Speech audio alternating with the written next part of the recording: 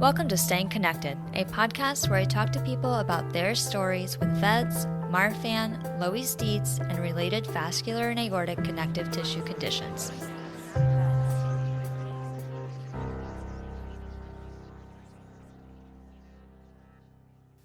This is your host, Katie, and before we get into the show, I want to remind you that the views, information, and opinions in this podcast are those of the individuals involved, and the information presented does not constitute medical or other professional advice or services. Any opinions that I express in this podcast are my own and not of my employer.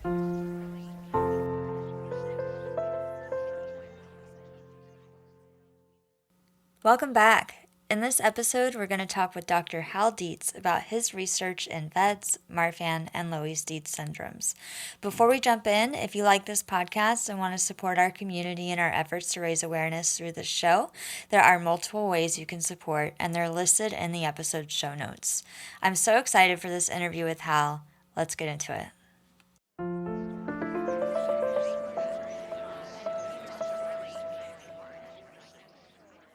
Hey, Hal, thank you so much for coming on the podcast to share how you got involved in research in these conditions and more about your research. I just think there's so much that I have so much gratitude for your work and for you. So I really, really appreciate you coming on the show. Do you want to introduce yourself and tell us more about you? Sure. First of all, Katie, thanks for having me. I've listened to quite a few of your podcasts, and they're wonderfully informative and a lot of fun as well. So really, I feel privileged to join you today.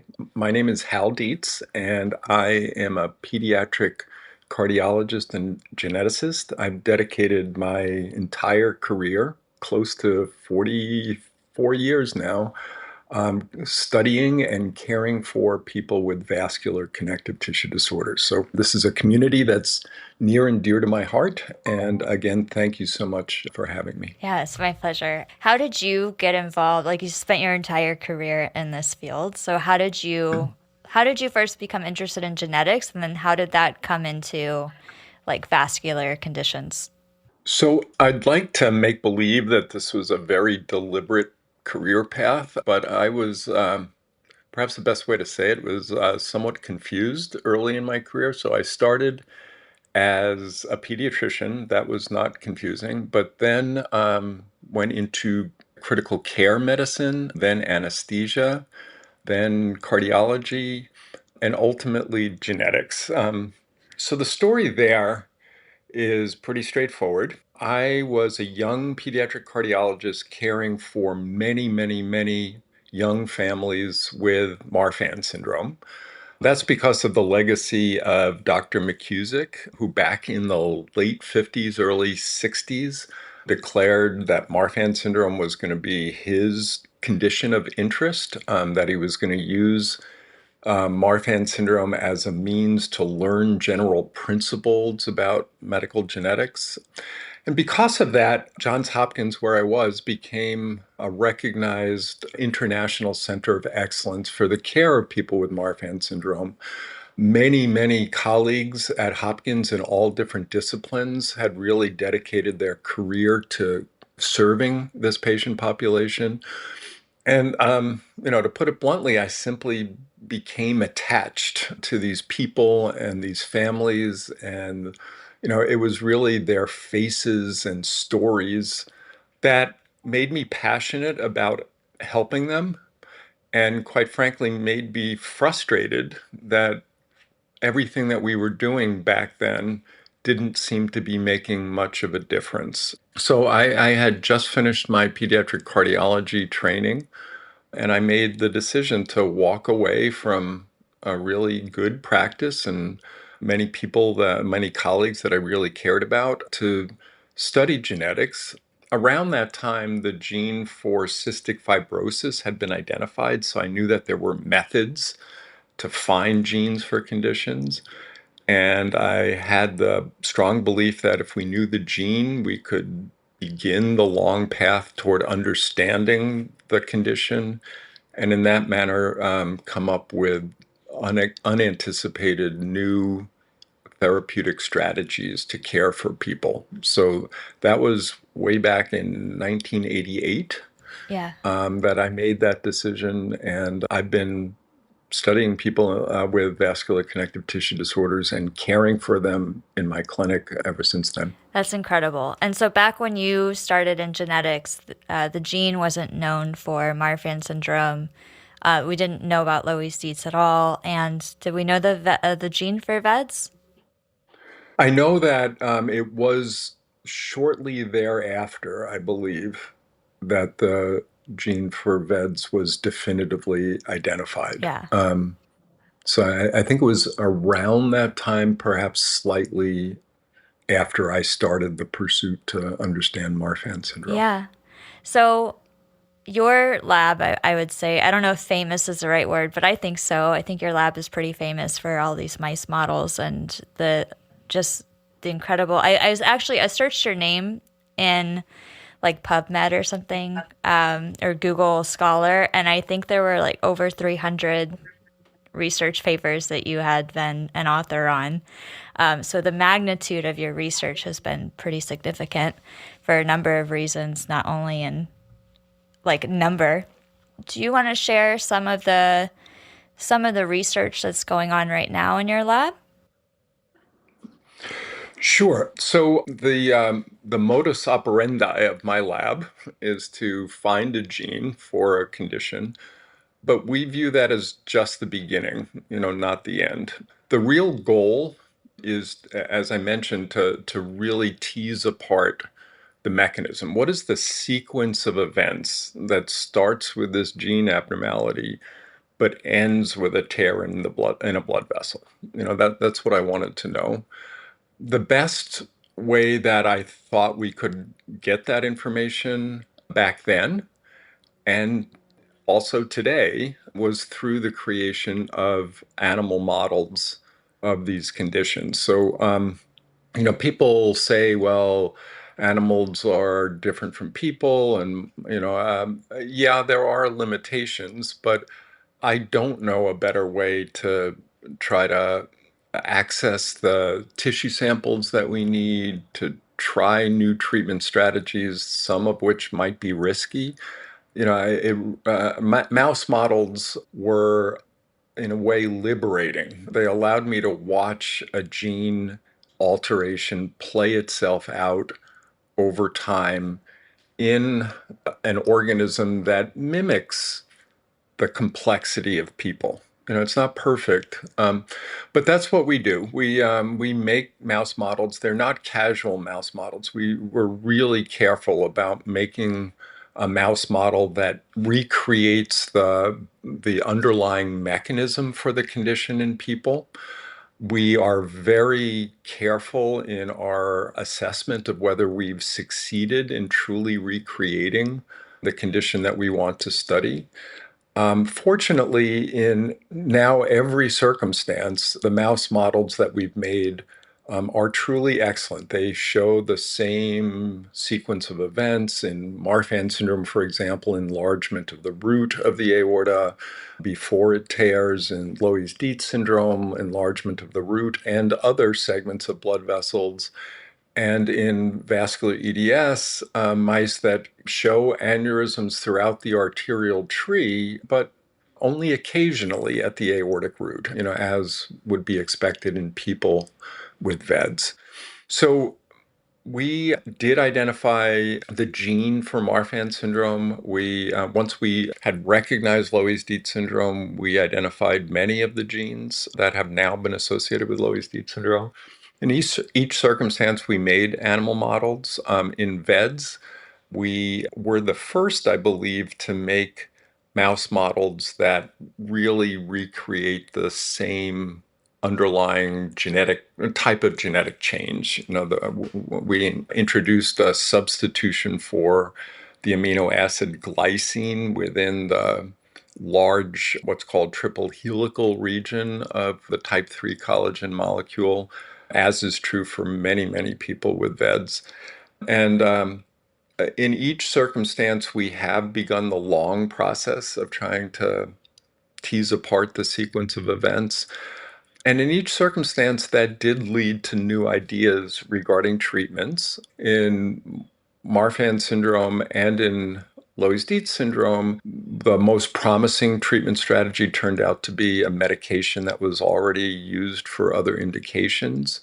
The class of medications is called angiotensin receptor blockers. Fortunately, they're known to be really safe and well tolerated. And in mouse models of both Marfan syndrome and Loeys-Dietz syndrome, they were simply miraculous. That then initiated clinical trials for Marfan syndrome in particular. It was a long process, but we now have excellent validation that it's a productive treatment strategy for people. In Loeys-Dietz syndrome, as I mentioned, the same class of medication worked. In vascular EDS, we're just getting new ideas, new insights regarding medical therapies. But, I think the most exciting thing just about in my entire research career was the day that we broke the code for a clinical trial that we had done in a mouse model of VEDS. And we saw that there was this truly remarkable protection afforded by a medication. And, that was the day that I leaned back in my chair and, thought to myself, well, this might not turn out to be the best treatment for VEDS, but it taught me that VEDS is beatable, that there is a strategy, that nature has some secrets on how to beat this condition. And now we just got to do the hard work to find what nature's secrets are. So that's the foundation that we're building upon. For many, many, many years, we took the approach of asking what causes these conditions. And we thought in that way we could come up with new ideas regarding treatment, and we did come up with some.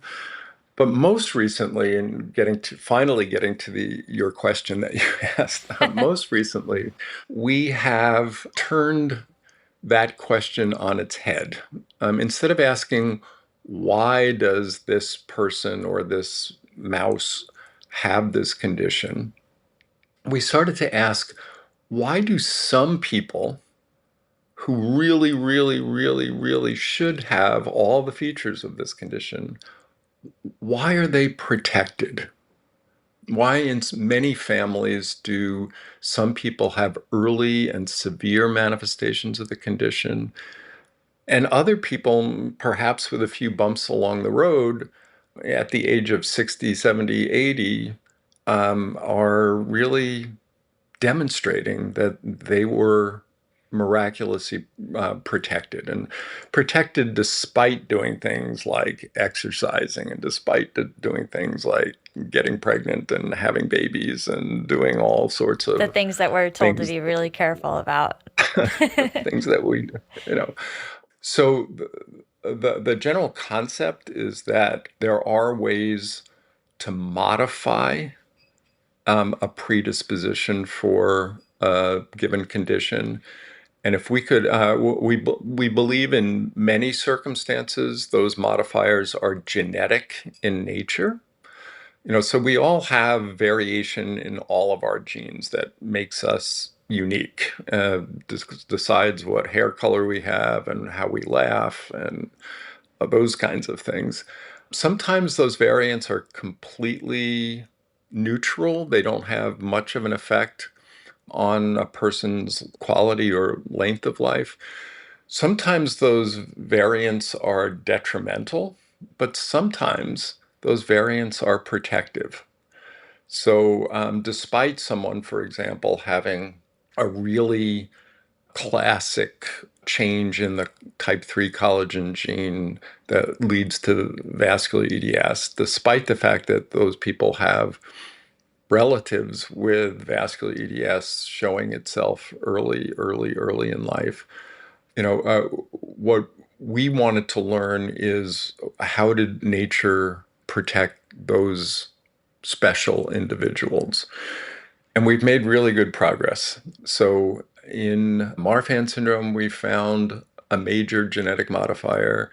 In Loeys-Dietz syndrome, we've now found a major genetic modifier. And in vascular EDS, we found the most remarkable genetic modifier that I could imagine. It's kind of the thing that the type of thing that dreams are made of. Let me tell you a little bit more Yeah. about that. Because I think like I want to talk about all. So we'll get to, for anybody listening, we will get to like research on like Marfan and Loeys-Dietz, and we'll dive into all of this. But when you say something like the most incredible, I want to learn. I want to know about that.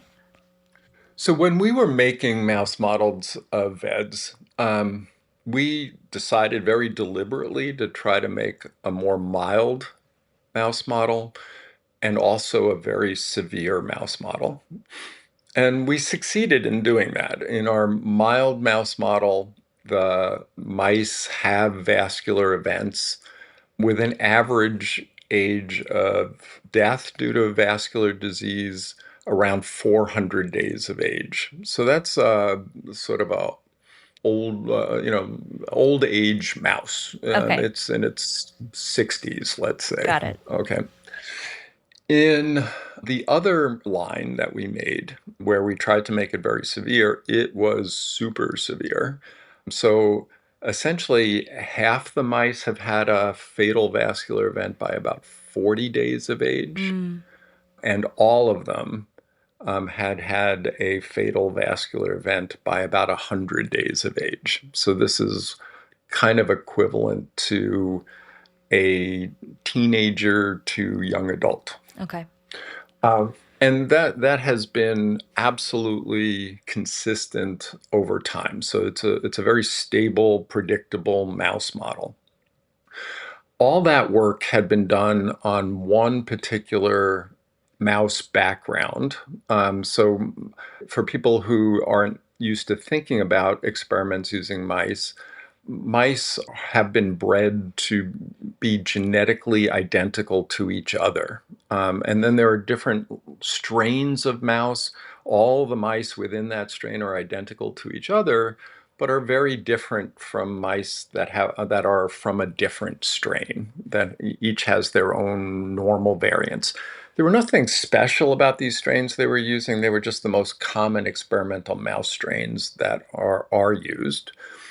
All that work showing the frequency of these vascular events was done in a mouse strain that we call Black 6. It was a mouse strain bred by bored rich people in the early 1800s who wanted to make fancy looking mice. So one of the mouse lines was black, and it's called Black 6.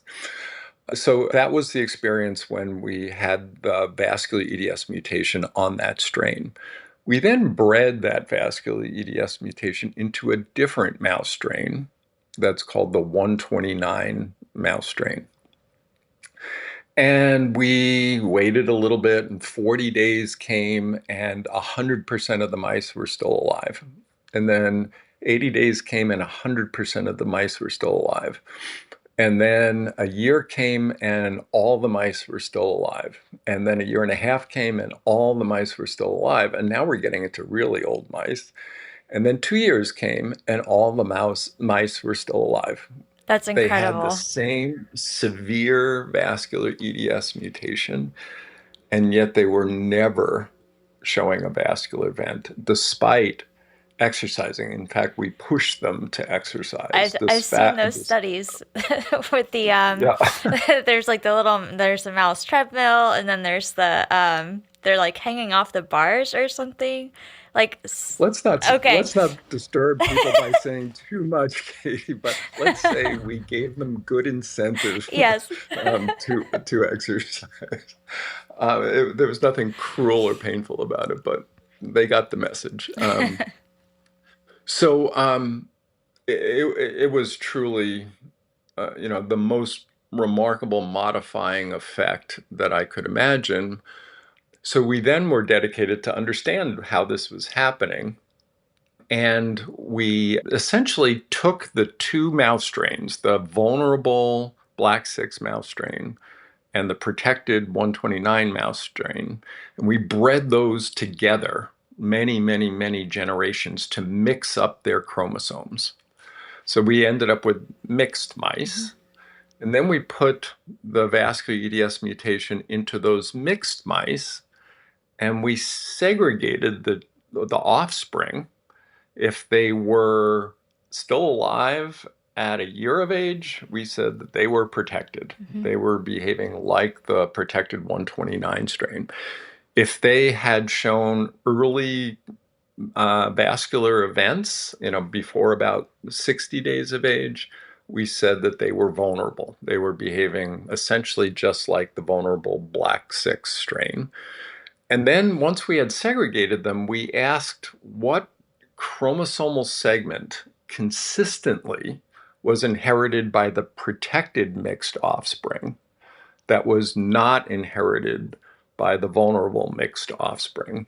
And that way we could narrow it down to a specific chromosome and then a specific region of that chromosome and then a specific gene and then a specific variant within that gene. So we knew exactly nature's secret about how to protect from the consequences of vascular EDS in mice. And let me, before you continue, this original mouse strain that was protected, was that just like an accident?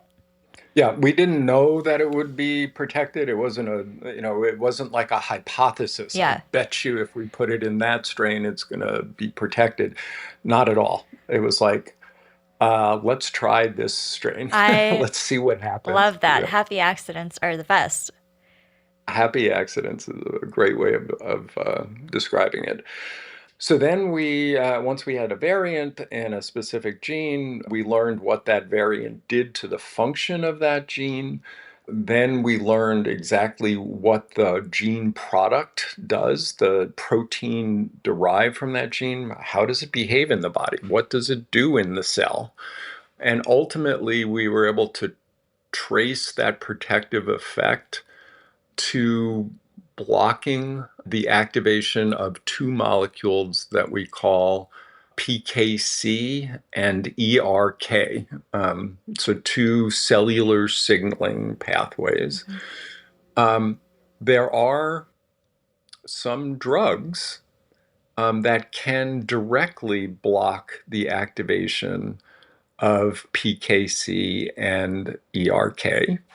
And, now we're working with companies to explore the development of those drugs specifically for the care of people with vascular EDS. Turns out that blocking PKC and ERK is also helpful in other vascular connective tissue disorders like Marfan syndrome. So we're really excited that something that we learned fundamentally about protecting people with one vascular connective tissue disorder might have broader relevance. But we're super, super excited about the potential of this discovery. Yeah, it's an incredible discovery. And I remember when your paper on it came out a few years ago. I think it was a few years ago now when we were talking about. No, it came out less than a year ago. The paper is more recent than that. Maybe I saw the research on it. Yep. There's a lot of excitement in the VEDS community for this. And I think that a few years ago, there was a lot of excitement about enzostorin, which I think is kind of like parallel or with this research. Enzostorin is a PKC inhibitor. Okay. So it is smack in the middle of the pathway defined by this modifier discovery. Got it. So there was a lot of hope generated by that. And then people in the community know that the trial was paused for that. But now there's this gene modifier. I guess, where are we? Is there anything that you can say about enzostorin, or is this kind of instead of enzostorin, or there's also spironolactone? So how does that come into it? Sure. So the spironolactone story is something that I hope that we will discuss in just a minute. But the enzostorin trial was not stopped because we learned that it was not a good strategy. It was not stopped because the drug turned out to be dangerous in any way. It was paused by virtue of the simple reality that it was proving difficult to raise the money needed to do a definitive clinical trial for vascular EDS. That is not the end of the story. So there now are new people, new venture capitalists who are trying to raise money, and new pharmaceutical companies who are trying to plan a path forward to be able to do the kind of trial that we all hope for. We don't want to do something that is vaguely suggestive that this might be a good path forward. We want to be able to answer the question. And the question is this a safe and effective treatment for people with vascular EDS? So what I can say is that there's a lot of activity. I can't give you a timeline, but I'm hopeful that trial will commence within the foreseeable future. Oh, that's wonderful news. Yeah, it was. I know you can't say a lot about it because it's when pharmaceutical companies are involved, it's like insider trading becomes like all sorts of things just become a risk. But it's good to hear that is not over. I guess Yep. like that's what it felt like on the community side. It was so much silence. So it's so exciting to hear like such good news on that front. You said we were going to talk about the spironolactone. So how else did this research kind of evolve? Yeah, so a different line of experimental questioning related to the observation that young men with vascular EDS show particular vulnerability around the time of puberty. We suspected that might relate to male sex hormones called androgens, but we were not confident of that. So we decided to better understand that. It's another type of modification, now not protective modification, but detrimental modification. So we asked, what is it about young men or young male mice that makes them vulnerable? And the mice showed the exact same thing as people with vascular EDS. Around the time of puberty, particularly the young male mice showed super dramatic vulnerability with a very high frequency of aortic tear. So the first thing we did is we gave those mice a very, very strong blocker of male sex hormones, androgen blocking drug. And that led to very, very significant protection. So the majority of male mice were making it to puberty, making it through puberty, and then thriving after puberty. We wanted to be absolutely sure that that effect related to male sex hormones in particular. So then we used a genetic approach to knock out the gene that encodes the androgen receptor in mice. So essentially, the gene is required for male mice to respond to testosterone, and that led to the same protection as the potent androgen blocking drug. So we knew we had that story correct.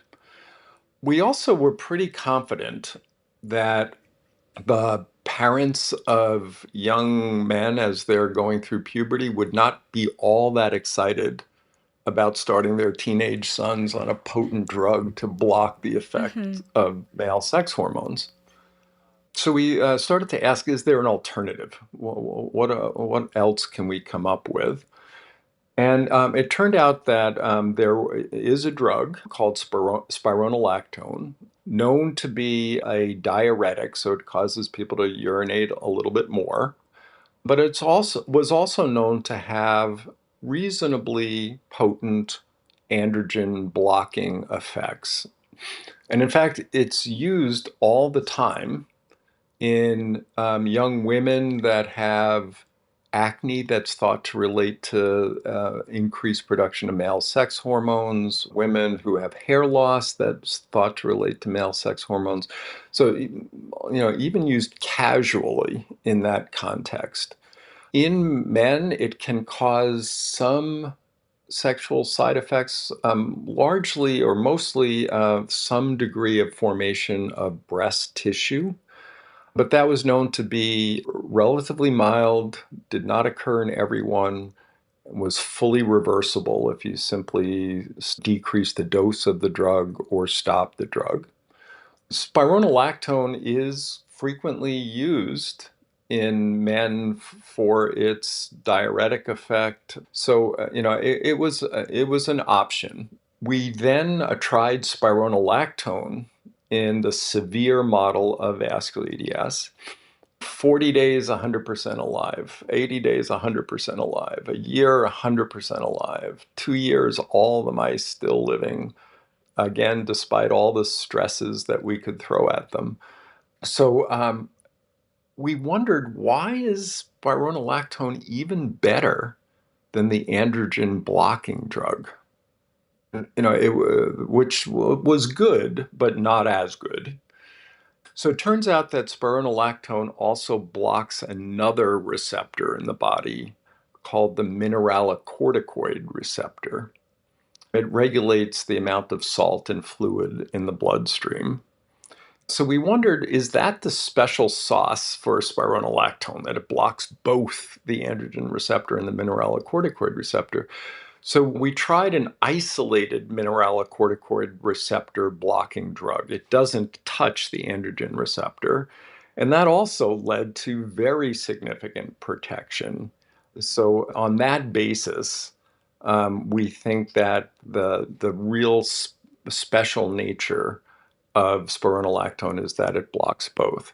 Now, blocking the androgen receptor did not lead to significant protection in female vascular EDS mice, but spironolactone had the same magical protective effect in females as it did in males. So we think that the females are largely responding to the mineralocorticoid receptor blocking effect, but in a greater way than what we see in males. Males are responding to blocking both receptors. So it's kind of a magic bullet in VEDS mice for either sex. Yeah. So we're now doing a tremendous amount of work. And here I have to tip my hat to my young colleague, Elena McFarlane, who trained in my lab, but now has her own lab and is really going gangbusters at trying to elucidate how these drugs are having this magical protective effect. This is building on the work of Caitlin Bowen from my lab and also Emily Jezwiak from my lab, who really did the foundational work to show these dramatic effects. But Elena is now using very sophisticated molecular analyses to tease out all the ways that spironolactone is achieving this protection. It does intersect with the PKC and ERK signaling cascade, but there's also major effects on cellular signaling cascades that we had no idea were operative in vascular EDS. So suddenly it's raining drug targets. There's so many ideas, and this is not fluffy work. This is really rigorous science. So I am absolutely 100% confident that she's finding things that are going to revolutionize care, no doubt. So that's what I'm so excited about at this moment. And that's, I think, what's going to drive progress over the next 3 to 5 years. That is such a hopeful message. Thank you for sharing all that and for all of your work in this. It's like, I don't know, as somebody with VEDS on the other side of the line, I'm just like, of course, I'm like, yes. Like, oh man, like when I was diagnosed, there was very little hope for something like this. And so to hear that there's a lot of research going on that can reveal targets for medication, that's such great news for what was previously like a hopeless condition. Can we talk more about how this research might impact the other conditions that are related to it? I'm thinking about particularly like Marfan and Loeys-Dietz, obviously, but there's a number of parents that I've talked to of young men or teenage boys who were lost to LDS, and it reminds me of VEDS. Is that a similar underlying mechanism that you know about, or does this have hope for that as well? Yeah, so in Marfan syndrome, as I had mentioned, the same PKC and ERK pathway declares itself loudly. Yes, absolutely, this is a productive pathway to treatment. The signal for that is more subtle in Loeys-Dietz syndrome, but we're doing the same kind of work. And as I mentioned, we now have identified a modifier of Loeys-Dietz syndrome. We're still in the process of fully understanding how that modifier works, what gene or genes it relates to. But the power of that modification is just as remarkable. So we're a little bit behind in Loeys-Dietz syndrome with regard to understanding the modification and on that basis coming up with new drug treatments, but equally confident that we'll get there very soon. That's wonderful. These modifiers I'm thinking about the families that you talked about in Marfan syndrome that have a lot of diversity in like outcomes and like finding those genetic modifiers that are going on in those families. So how long does that take? Are we still looking at like the 3 to 5 years to figure all that out? Maybe. So if I understand your question correctly, so once we identify a modifier and come up with a new idea regarding a drug target, how long is the process? Yeah, that's a great way to ask what I did not ask very clearly. No. I got it. Okay.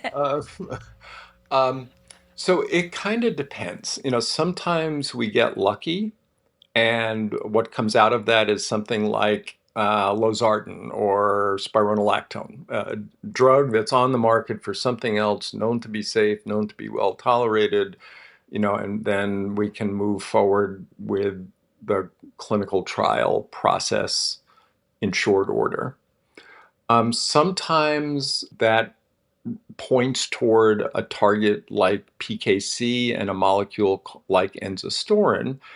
There, we're not starting at the beginning. We're kind of in the middle of the developmental process because PKC inhibitors like enzastaurin have been developed. They have been tested for other indications. And to a large extent, for example, with enzastaurin, the drug has been de-risked by clinical trials that were assessing safety for other indications. So we're, I would say, at the point with enzastaurin that we could launch a so-called phase 3 trial. Phase 3 trial means we're asking, does this work for this indication?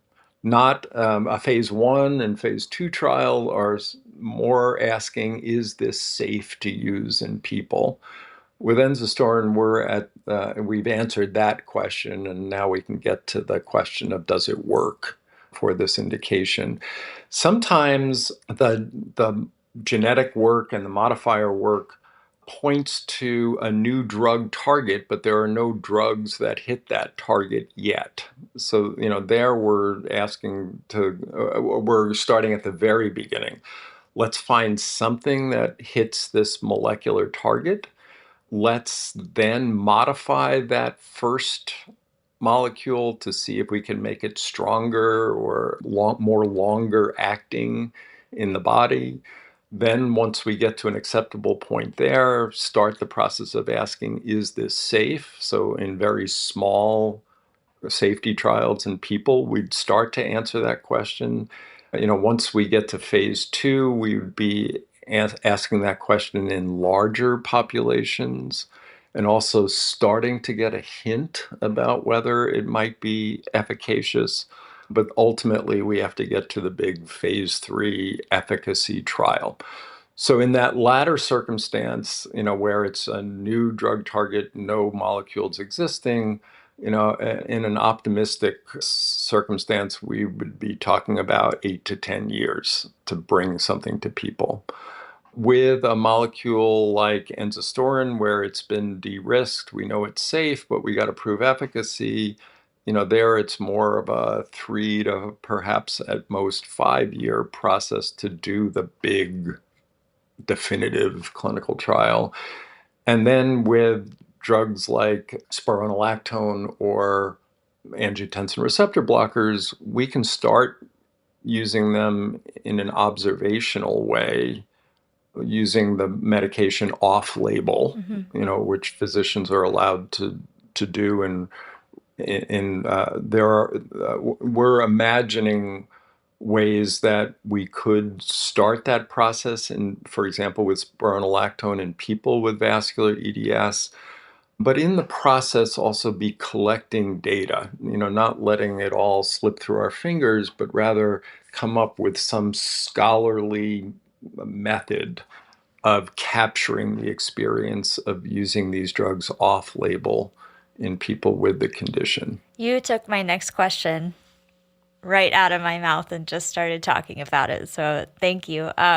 For people in the VEDS community who are very interested in spironolactone and are potentially taking it already, what opportunities are there to kind of be tracked or observed? Or is there a way right now that you're collecting that data, or are you still working on a way to do that?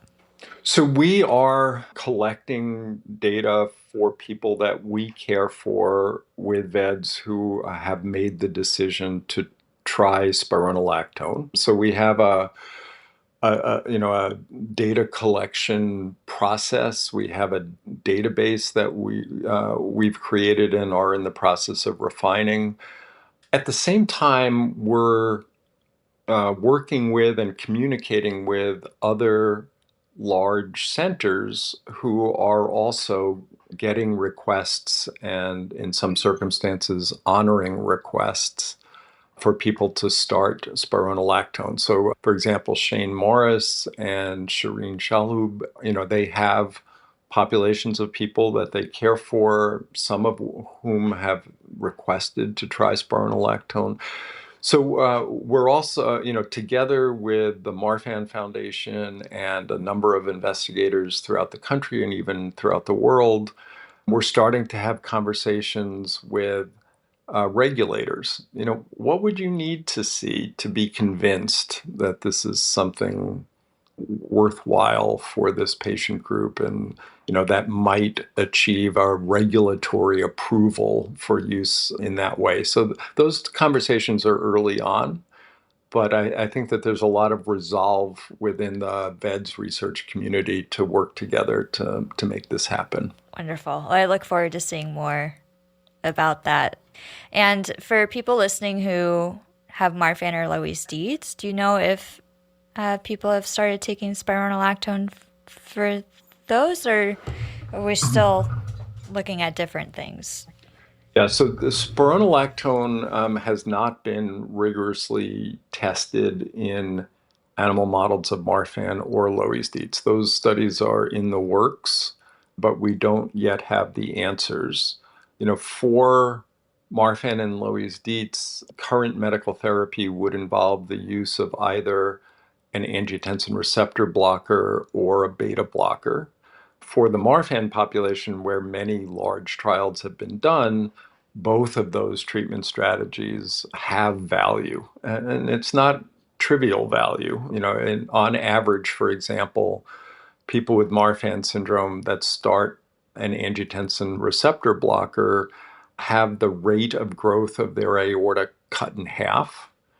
And in people that have a defined genetic basis for their condition, where we can actually find the FBN1 mutation causing Marfan syndrome, the magnitude of effect is even greater. So there are good things to do right now for Marfan and for Loeys-Dietz, we believe, although the trials are, not as extensive as they have been in Marfan syndrome for Loeys-Dietz.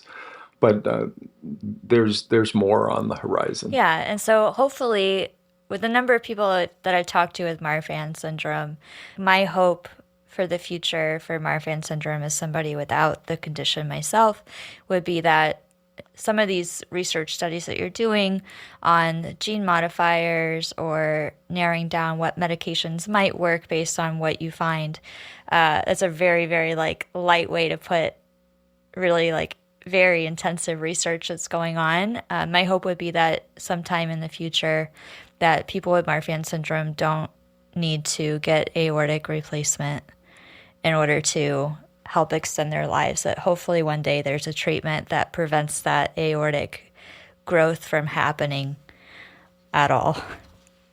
Because That's a really rough surgery. From your mouth to God's ears.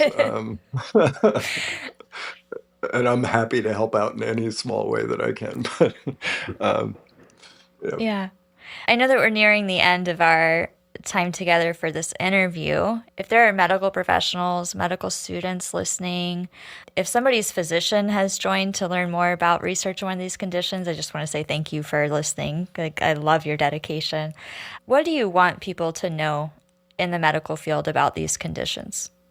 Well, I guess the number one message that I'd like to get across is that we are in a renaissance period with regard to understanding these conditions and treating these conditions.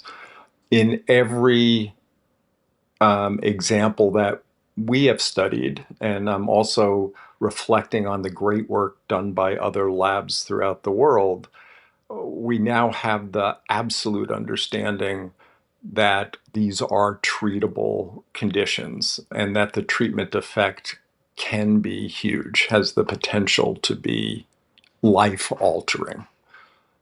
So I would encourage people to stay up to date because things are changing so fast. I would encourage people to be involved in clinical and translational research initiatives. So, to align themselves with some of the big centers that are coordinating some of these research programs. I would also want people to understand that there are other remarkable treatment strategies that are emerging faster than I thought they would. Like, for example, gene therapy for a vascular connective tissue disorder. If you asked me 5 years ago, is that possible? I'd say, wow, maybe in my grandchildren's lifetime, but it's happening now. I mean, there's now amazing proof of concept that you can use gene therapy and gene editing strategies to alter outcomes in animal models of vascular connective tissue disorders. So, whereas I would have said that it would take generations to bring that to fruition, I think we're talking years now before that's coming on the horizon as a validated treatment modality. So the possibilities are endless and immediate. That's the message I'd want to get across. Yeah, so that's for medical professionals and also for people in the community who have these conditions or have family with it. Absolutely. Yeah. So much hope. I love it. Thank you. Thank you so much for coming on the show. And I feel like I could talk to you for another hour, but we don't have that kind of time. So I really, really appreciate everything that you do. And I'll reach out to you after this interview to get some links to put in the show notes if anybody wants to follow your research more closely or look at any papers or anything like that. But thank you so much for everything that you do. And I got to say, I appreciate you, Katie, and so does the community. You're just doing wonderful work in bringing diverse and positive messaging to the community of people with vascular connective tissue disorder. So thank you so much for all you do. Thank you.